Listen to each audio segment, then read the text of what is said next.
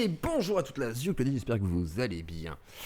Aujourd'hui, je suis en clash avec Paduring. En fait non, pas aujourd'hui, c'était il y a quelques jours, donc c'est un rétro-drama on va dire, mais c'est l'actualité, car vous vous souvenez, Daimon et Stéphane Vanden alias le fou allié sont attaqués par Stéphane, mais pas Vanden du coup, Edouard celui-là, qui les attaque en justice et les assigne pour injure publique, diffamation.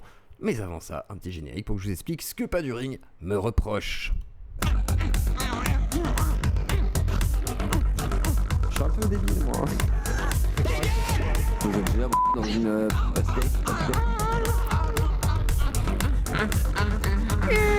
bonjour à toutes les Claudie, j'espère que vous allez bien, que vous êtes en pleine santé. Bon du coup, alors, qu'est passa, amigo? Alors du coup, qu'est passa? Bah en fait, l'amigo Paduring, là, il est pas content. Là, il est plus copain, là, il a pété la gueule. Donc du coup, qu'est-ce qui se passe? Alors j'avais fait une vidéo, vous vous souvenez, pour non pas soutenir Stéphane Edouard, mais donner un avis un petit peu différent de ce qui se donnait à ce moment-là. C'est-à-dire, oh mon Dieu, Stéphane Edouard est un monstre! Et moi je disais, ouais mais quand même, peut-être que moi, personnellement, mon avis à moi, biaisé d'auto-entrepreneur, youtubeur, streamer, twitcher à l'époque qui s'est fait bannir de Twitch, à prendre en compte, qui a perdu sa chaîne 2 fois, démonétisé 1 fois, qui a subi moult menaces, et subi aussi des menaces de plainte que j'ai assumées en disant, ah porte plainte si tu veux, voilà, pas de problème frère, moi je me sens bien dans ma peau, donc voilà, d'accord? On prend tout ça en compte. Et j'avais dit peut-être que effectivement Stéphane Edouard a le courage d'aller en justice, dans le sens où il peut perdre, parce qu'il peut perdre aussi, dans le sens où effectivement il n'envoie pas un strike, chose qui est assez radicale. Quand tu as 3 strikes de validés, tu perds ta chaîne, donc ça peut être très dur, hein. Tu perds tes finances, tu perds tout, machin, l'algo et tout, tu disparais dans les méandres. Si jamais tu perds ta chaîne Twitch, tu n'as plus le droit de revenir dessus, c'est définitif, etc., etc. Donc c'est pas forcément simple, comme quand les gens ils perdent un compte Twitter, ils sont là, alors voilà. Alors que si t'avais une plainte sur Twitter, peut-être tu dirais bon ok, tant pis, fais chier, mais voilà. Après, l'aspect procédure bâillon restera à démontrer, etc. Mais effectivement, si c'est une procédure bâillon, etc., que le but est de faire plus chier qu'autre chose, ou comment dire, de surcharger, on va dire, soit la justice ou soit la personne financièrement ou de manière administrative, peut-être. Mais en tous les cas, ce n'était pas le sens de mon propos. Je parlais vraiment de moi en tant que streamer. Alors Paduring a répondu, parce que j'avais écrit que je ne soutenais pas, donc je la soutiens pas, la démarche de Stéphane Edouard. Je dis juste qu'en tant que vidéaste, ça paraît plus fair-play.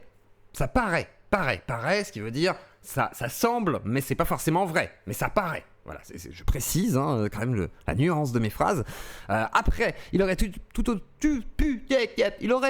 autant strike les vidéos et faire fermer les chaînes de manière arbitraire.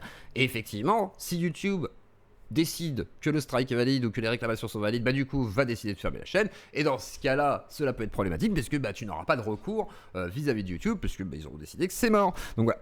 Et puis il y a une deuxième partie où je sais plus ce que je dis, et en gros pour moi ça me paraît extrêmement violent de perdre sa chaîne de manière très radicale du jour au lendemain, où tu reçois un mail dans la nuit, tu fais ah c'est fini, ah d'accord, et là t'es traumatisé, ou sinon t'as une épée de Damoclès et tu crois que tu vas crever quoi, et au moins avec cette histoire tu pourras, alors j'avais dit médiatiser, etc., donc faire un peu de ramdam et tout. Bon, Paduring me répond, tu défends une vision totalement abstraite du droit. Je ne sais pas, je sais pas. Peux-tu me démontrer? Parce qu'il me dit réécoute Bégodeau. Alors je ne crois pas que Bégodeau soit spécialiste en droit. Je préfère demander à Sébastien Canet, qui va sûrement faire une vidéo d'ailleurs avec Foualier et Daimon. D'ailleurs je les ai mis en contact et tout, c'est pas pour rien. Donc voilà, Stéphane Edouard et Daimon ou Foualier n'ont pas le même portefeuille, donc ce n'est pas fair play ou juste. À considérer dans ce cas-là que la justice ne serait pas juste. C'est-à-dire que la justice prendrait en compte que le portefeuille. C'est-à-dire que toi, Paduring, tu es persuadé que la justice n'est pas capable de séparer les choses. Mais alors dans ce cas, je te prendrai un contre-argument. Stéphane Edouard est un racisé, soralien, ou ex-soralien, en tous les cas très proche de la sphère sorale. Donc comme vous dites, sexiste, je sais pas quoi, machin et tout, selon vous. Donc du coup, selon l'image qu'il a, bah, il devrait être plus discrédité. Alors après pour vous c'est un bourgeois, mais est-ce que c'est vraiment un bourgeois? Parce qu'il est racisé, machin, donc c'est un néo-bourgeois. Est-ce qu'il fait vraiment partie de la bourgeoisie? Est-ce qu'un Stéphane Vanden qui fait partie peut-être, du coup il est blanc, il a peut-être des avantages? Est-ce que, je sais pas, si on déséquilibre comme ça, je sais pas, parce que Stéphane, certains diraient que, en plus lui il dit tout le temps qu'il est à l'aise, donc est-ce que c'est un bourgeois? Donc est-ce qu'on n'aurait pas deux bourgeois l'un contre l'autre? Alors pour Daimon je suis d'accord. C'est plutôt injuste. Et surtout que Daimon, lui, a plutôt essayé de défendre façon de parler Stéphane Edouard dans sa radio libre. Donc pour moi, il est d'autant plus innocent. Alors que Stéphane a titillé un petit peu Stéphane Edouard. Il a cherché, il avait fait une vidéo spéciale d'ailleurs au procès de Diamond en disant c'est bizarre quand même, tu m'attaques pas, là, tiens je vais montrer tous les trucs que t'as dit, et puis voilà. Donc il y avait une provocation. Et ce que je veux dire par là, c'est le côté fair play, c'est bon, au moins ça va se régler devant un juge. Et est-ce qu'un juge ne peut pas quand même être un petit peu juste? Moi je demanderais plutôt à Sébastien Canvet de Vous avez le droit. Je pense que lui a une vision déjà un petit peu plus juste et rationnelle de la justice que nous en fait, parce que nous on est biaisés. Moi je suis déjà passé en justice, j'aurais tendance à te dire que elle peut justement séparer les choses.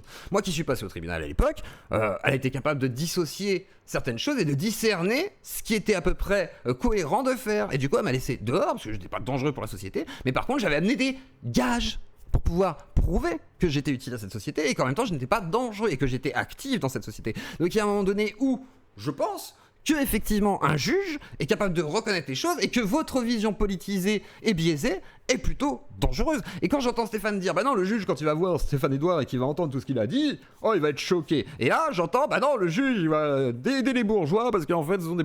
Je ne sais pas, moi je ne sais pas. Voilà, moi j'ai l'outrecuidance de dire et de savoir que je ne sais pas. Voilà, donc si vous savez et que vous êtes juriste, tenez-moi au courant. Voilà, ensuite, d'après toi, pourquoi les bourgeois sont toujours moins condamnés que les prolos? Parce que les gens n'osent pas porter plainte? Parce que nous les prolos on a peur de la police? Parce que nous les prolos on croit que la justice ne ferait rien pour nous? Peut-être. Peut-être qu'après il y a d'autres raisons. Peut-être qu'effectivement un riche il peut se payer des avocats. Un huissier, je sais pas, un truc chouette, plein de trucs, notaire, toutes les merdes là, les trucs de justice là. Bon, pardon, je vous insulte pas, les gens juristes, tout ça. tous ces noms difficiles à dire, voilà, excusez-moi. Je vais pas insulter qui que ce soit, je fais attention maintenant. Mais en gros, effectivement, je ne sais pas en fait. Peut-être que c'est juste une question, effectivement, de moyens pour une certaine part, mais surtout, ils osent se servir des outils de la justice. Et là, c'est différent. Ensuite, d'autant qu'ici, c'est évident que Stéphane Edouard tient dans ses vidéos des propos au moins équivalents, voire pire. Portez plainte, bordel! C'est pas la question! C'est pas la question, c'est pas ça qui va. Vous allez passer au tribunal, ils vont pas vous dire alors Stéphane Edouard, quels sont vos propos en comparaison de monsieur Stéphane Vanden et Diamond? Ils s'en battent les couilles. Ils vont dire, alors, on vient juger quoi? Injure publique. Alors, on va vérifier qu'il y a bien une injure publique. Est-ce que Diamond a dit une injure publique? Non. Est-ce qu'il a essayé de retenir l'injure publique du monsieur? Oui. Il est innocenté. Voilà. Même si l'avocat il fait non, il a essayé de... Non, il n'a pas essayé, c'est pareil, si l'avocat de Diamond il ouvre bien sa grande gueule, très bien, voilà. Ensuite Stéphane demandait, est-ce qu'il a dit des trucs? Oui, il a dit des trucs. Est-ce que c'est une injure publique? Je ne sais pas, un grand débat entre les avocats, et bien, Par contre, les preuves, ça va pas être, regardez ce qu'il dit Stéphane Edouard, parce que ça marche pas comme ça. Alors après, on peut essayer d'étayer un petit peu avec ça, mais ça peut pas être le fond de la défense, c'est pas possible. Il va falloir jouer justement sur la loi, sur la liberté de la presse, sur la liberté d'expression, liberté de ton, j'en sais rien, machin, un truc chouette. Plein de choses, de dénigrement. Je crois même qu'on a le droit, dans certains cas, d'insulter des gens, me semble-t-il. Mais alors après, il faudrait voir. Je crois qu'il y a des trucs où c'est permis, mais pas des insultes genre graves. Mais je crois que t'as le droit de dire que c'est un con, c'est une merde, je sais pas. Enfin, il me semble qu'il y a des cadres, mais voilà, faudrait vérifier. Alors ensuite, qui reproche aux autres. Bon, et ton avis est vraiment étonnant, car si la procédure contre Diamond aboutit, ça te fera un précédent pour les radios libres comme la tienne. Alors moi j'avais dit non, et après on m'avait dit que je serais condamné pour Conversano. J'ai fait, non en fait, parce que c'est déjà le cas. En fait, moi, on m'a toujours menacé de plaintes et de trucs comme ça. Il y a plein de gens qui m'ont dit, attention, yeux clos. Bah oui, on sait, on est au courant en fait. Je sais pas, t'es jamais, enfin, je sais pas les gars, vous êtes pas au courant, pas du Ring et d'autres, que à l'époque, il y a pas si longtemps, il y avait la presse People par exemple. Elle s'est construite sur des procès. Pourquoi? Parce qu'elle s'est permis de faire des choses, ça publie. Il y a un procès, mais ça coûte moins cher que ce que ça rapporte. Donc du coup ils le font, ok? Bon, c'est comme ça, malheureusement. Après nous on n'a pas les moyens de trucs, mais ça existe en fait déjà. Vous demandez s'il y a déjà des précédents? Bah oui en fait. Mais même sur YouTube il y en a plein de précédents. Par exemple des pages complotistes, anti-pédo comme on a déjà parlé, etc. sur ma chaîne, etc. Il y en a plein qui ferment ou qui sont mises sous tutelle de la justice, on va dire, pour qu'ils ferment leur grande gueule, etc. Bon bah oui, il y a déjà des précédents en fait. Après, oui, enfin jouer les étonnés là-dessus, c'est être un peu bête. Et croire que c'est que maintenant que la droite commence ou que des gauchistes ou je sais pas quoi commenceraient à attaquer en justice, non, ça a toujours été. C'est juste que ça va s'amplifier au fur et à mesure parce que la loi le prend de plus en plus en compte et il y a plus de réponses à donner par rapport à ça. Bon, ça fait partie du jeu et il faut l'accepter. C'est pour ça qu'il faut s'adapter et ne pas être trop outrancier, savoir arrêter les gens quand ils le sont, ne pas les permettre tout et n'importe quoi non plus, etc., etc. Même si des fois, effectivement, bon bah il y a des débordements, même moi j'ai eu des débordements ou même dit peut-être des bêtises. Bon bah oui, après faut l'assumer. Et il y a 3 mois, par exemple pour la diffamation, les injures, machin et tout, bah Stéphane Edouard s'est prémuni il y a longtemps. Donc voilà. Alors ensuite, il y a des études de grande portée sur ça. De manière générale, je suis pas trop d'accord car il y a plusieurs types de tribunaux, pas évident de comparer les jugements entre eux. Et je pense que la nature des crimes commis soit la même, effectivement. Jack, il a raison. Attends, t'es sûr de ça? La dernière affaire montre que c'est la justice qui est totalement perchée, ce qui peut être possible. Qu'est-ce que tu en sais que Stéphane Edouard va gagner? Exactement. En lisant ton tweet, j'ai l'impression qu'il a déjà gagné parce que riche. Exactement. Alors que lui est plutôt racisé. Alors du coup, moi je dirais qu'il pourrait perdre. Mais tu t'en sais rien. Tu es un peu optimiste pour ton pote, non? Tu n'en sais rien. Un peu optimiste pour ton pote. Sois un petit peu optimiste pour ton pote, sachant que ton pote gagne bien sa vie et a le bras long, d'après ses dires, effectivement. Donc d'après ses dires, voilà. Et écoute Bégodeau, je comprends pas en quoi Bégodeau serait pertinent sur le droit, enfin ça n'a pas de sens, Maduring. Enfin je veux bien Bégodeau sur le réel, tout ça, pas de soucis, machin et tout, il me dirait oui, les bourgeois ont les moyens de se saisir de tous les outils juridiques pour pouvoir se défendre et imputer de plus en plus de procès, même s'ils les perdent, comme ça ruine la personne, enfin j'ai confiance de ça, mais en fait c'est pas le débat. Et surtout s'il gagne, voilà, imaginons. Donc du coup voilà, l'opportunité, rien, et après bon bah Paduring disparaît dans les larmes, et moi j'avais répondu juste que bah j'irai pas en prison parce que Conversano a dit de la merde sur mon antenne. Donc voilà ma réponse à Paduring. Alors attention, hein. Moi je l'aime bien le petit Paduring, bordel. Mais en ce moment, depuis qu'il est devenu la tête de proue de la gauche indépendante, no cap, et que Bégodeau l'a adoubé, bah voilà, hein. On me crache dessus, on n'écoute pas mes vidéos entières et on comprend même pas mon propos. Je suis youtubeur, monsieur, moi je gagne ma vie avec ça, donc, essayez de comprendre. Soyez un petit peu justement dans le réel, hein. Parce que moi je parle du réel, je parle de mon réel, je parle du réel de Diamond, je parle du réel justement de gens qui gagnent leur vie sur la plateforme. Contrairement à vous qui êtes déconnectés, vous les bobos, hein, qui parlez de nous là, qui êtes là en train de nous décrire. Oh, je vais décrire les petits streamers. Ils font caca, ils mangent, ils jouent à WoW, ils streament, hop, ils vont se branler, hop, ils font dodo, ils boivent de la chouffe, ils se réveillent, prennent des céréales avec de la chouffe dedans. Vous foutez de notre gueule?